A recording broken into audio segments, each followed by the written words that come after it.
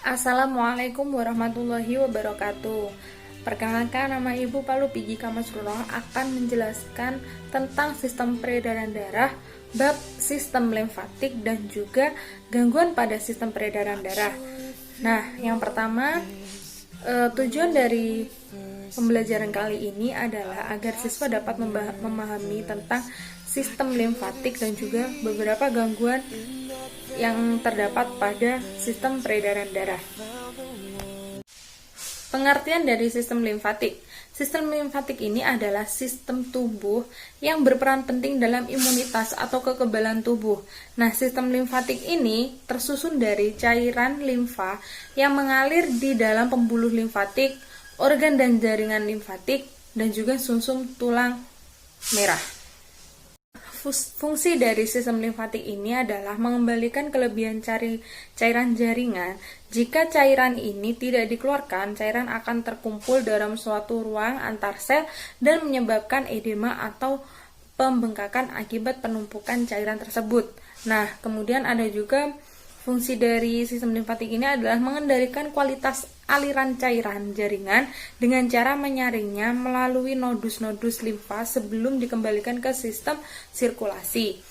Yang ketiga adalah mengeluarkan zat-zat toksin atau zat-zat yang mengganggu dan debris sel atau sel yang rusak dari jaringan setelah terjadi infeksi atau kerusakan jaringan. Kemudian mengangkut lemak yang sudah berbentuk emulsi dari usus ke sistem peredaran darah. Saluran khusus yang mengangkut lemak adalah laktel atau saluran limfa. Kemudian ada mengembalikan protein plasma ke dalam sirkulasi agar protein plasma tidak terakumulasi dan tidak mengganggu dinamika kapiler. Kemudian mengangkut limfosit dari kelenjar limfa ke sirkulasi darah, lalu menyaring dan menghancurkan mikroorganisme, dan terakhir menghasilkan zat antibodi untuk melindungi tubuh terhadap infeksi. Kemudian ada organ limfa. Nah, yang pertama adalah nodus limfa. Ini merupakan struktur yang berbentuk oval yang menyerupai bentuk seperti buncis yang berukuran 1-20 mm. Nah, tersusun dari sejumlah pembuluh limfa serta berfungsi menyaring dan menghancurkan partikel asing, misalnya bakteri, agar tidak menyebar ke seluruh tubuh. Nah, jika terlalu banyak bakteri yang tersaring, nodus limfa akan membengkak beberapa kali dari ukuran normalnya karena terjadi proliferasi limfosit dan sel-sel lainnya.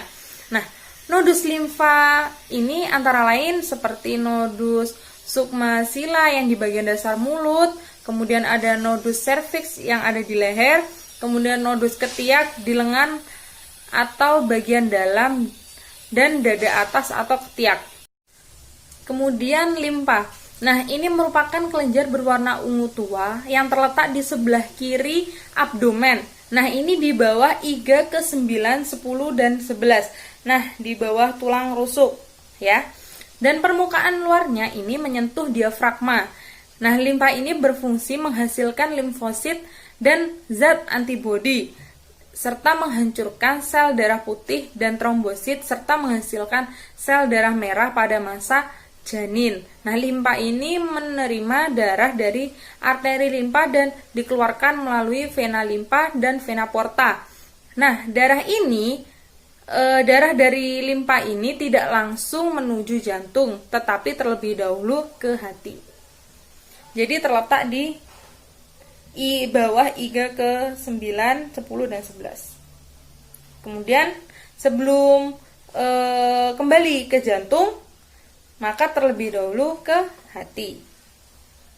Kemudian ada pembuluh limfa. Nah, ini terdapat di seluruh tubuh dan organ tubuh, kecuali ada di saraf pusat, bola mata, telinga dalam, dan epidermis kulit, kemudian kartilago, dan tulang. Nah, pembuluh limfa ini sangat permeabel, sehingga partikel memiliki banyak katup serta berdinding transparan dan sangat permeabel. sehingga partikel yang berukuran sangat besar dapat masuk ke dalam jaringan. Nah, pembuluh limfa terkecil atau kapiler limfa ini terdiri atas lapis endotelium yang berukuran sangat besar daripada kapiler darah. Nah, pembuluh limfa terkecil terdapat pada villi usus halus yang disebut laktel. Nah, atau saluran limfa.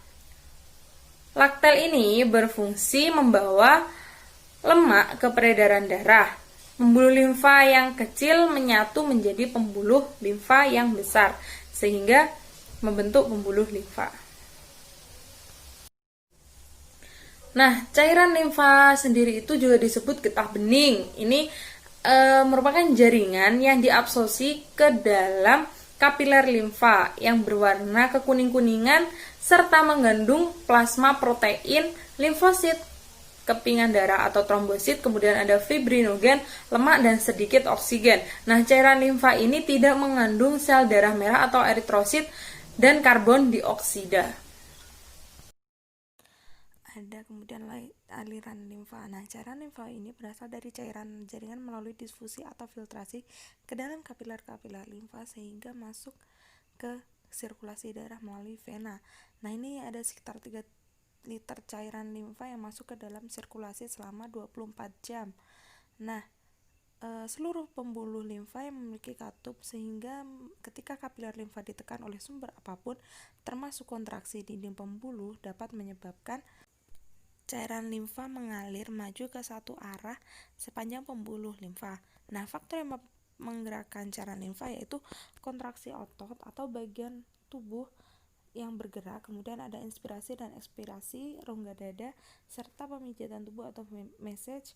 Olahraga dapat meningkatkan aliran cairan limfa sebanyak 5-15 kali. Sebaliknya, pada saat istirahat, cairan limfa menjadi sangat lambat. Nah, untuk sirkulasi cairan limfa ini adalah cairan dari jaringan masuk ke dalam kapiler limfa. Nah, cairan yang di dalam kapiler limfa tersebut kemudian mengalir dari kapiler limfa menuju ke saluran penampung. Nah, dari saluran penampung itu cairan limfa menuju ke pembuluh limfa yang lebih besar, kemudian bergabung membentuk trunkus atau batang saluran limfa yang utama. Baik teman-teman, kita masuk ke dalam gangguan pada sistem peredaran darah. Nah, yang pertama adalah anemia. Siapa yang nggak tahu dengan penyakit anemia? Nah, pasti semua orang tidak asing dengan penyakit anemia atau penyakit yang ada di dalam sistem peredaran darah. Nah, anemia ini adalah penyakit kekurangan hemoglobin dalam sel darah merah.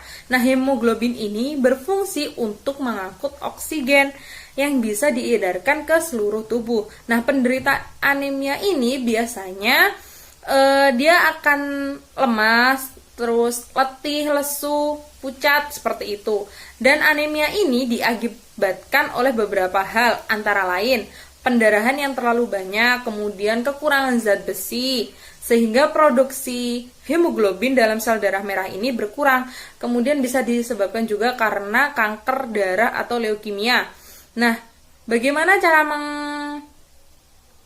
cara untuk meningkatkan penderita yang kekurangan zat besi ini bisa mengkonsumsi banyak sayuran, terutama sayur bayam. Leukemia, nah disebut juga kanker darah. Nah, ini disebabkan oleh produksi sel-sel darah putih yang terlalu banyak atau berlebihan sehingga di dalam darah itu melebihi normal. Karena di dalam sel darah putih itu memiliki sifat yaitu fagosit atau memakan bakteri, kemudian ada virus. Nah, karena produksi sel darah putih itu terlalu banyak sehingga sel-sel darah merah ikut termakan oleh sel darah putih. Sehingga mengakibatkan tubuh kekurangan sel darah merah sehingga menyebabkan anemia. Atau penyakit leukemia ini dapat menyebabkan kematian. Tekanan darah pada manusia normal adalah dewasa itu 120/80 mmHg. Nah, jika tekanan darahnya jauh di atas tekanan darah normal, orang tersebut akan mengalami hipertensi. Sebaliknya, jika di bawah dari tekanan darah normal manusia dewasa di bawah 120, maka dapat disebut orang tersebut mengalami hipotensi atau tekanan darah rendah. Nah, tanda-tanda dari tekanan darah tinggi itu apa aja? Nah, ada pusing, kemudian ada sakit kepala, kemudian ada susah tidur, seperti itu. Kemudian tekanan darah tinggi ini juga bisa menyebabkan kapiler pecah. Nah, jika pembuluh darah yang pecah adalah pembuluh darah yang ada di otak, maka si penderita hipertensi tersebut akan mengalami stroke. Kemudian ada hemofili, atau ini merupakan penyakit keturunan. Nah, penderita hemofili pada umumnya terjadi pada manusia yang berjenis kelamin laki-laki. Nah, hemofili ini merupakan penyakit darah sukar membeku, atau jika terjadi luka pada suatu pasien yang mengalami atau menderita dari hemofili ini, darah akan sukar membeku atau sulit membeku. Nah, ini mengakibatkan ketika terjadi luka dan darah yang dikeluarkan itu terlalu banyak, sehingga orang tersebut akan kehilangan banyak darah dan bisa menyebabkan kematian. Kenapa penderitanya itu berjenis kelamin laki-laki? Karena penderita berjenis kelamin perempuan ini hampir tidak pernah dijumpai, karena biasanya akan meninggal saat masih di dalam kandungan atau saat masih kecil. Nah, meskipun tidak menderita hemofili, perempuan dewasa dapat bersifat karier atau membawa gen hemofili. Selanjutnya adalah pembesaran pembuluh vena. Nah, ini itu gangguan yang terjadi pada saat vena yang menjadi lemah sehingga tidak efektif untuk menjaga tekanan aliran darah yang berlawanan. Kan vena itu merupakan pembuluh darah balik, seperti itu. Nah, kondisi yang lebih parah lagi adalah menyebabkan flebitis atau radang vena. Nah, radang vena yang terjadi pada rektum ini bisa disebut sebagai penyakit wasir.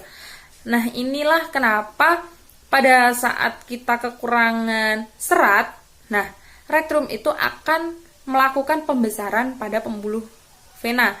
Nah, ketika kita buang air besar biasanya, karena pembesaran dari pembuluh vena ini biasanya bisa menyebabkan sampai pembuluh vena itu yang ada di sekitar rektum itu akan pecah, sehingga ketika kita BAB, kotoran yang kita buang itu bersamaan dengan bercak darah ataupun terkadang ada darahnya, yaitu pembuluh vena yang berada di sekitar rektum itu sudah pecah.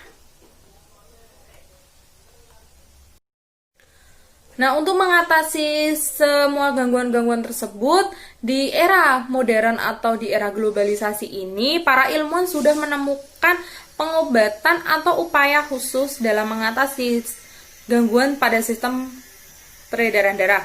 Nah, yang pertama adalah untuk mengatasi penyumbatan pembuluh darah telah digunakan bioteknologi TPA untuk mengubah plasminogen darah menjadi plasmin atau enzim pelarut gumpalan darah.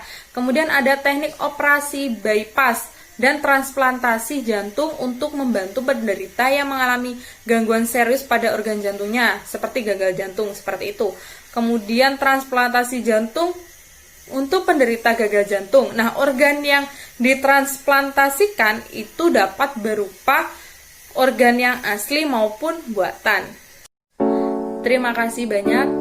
Berikut adalah penjelasan sedikit tentang sistem peredaran darah pada manusia dan juga pada subbab sistem limfatik dan juga peredaran gangguan pada sistem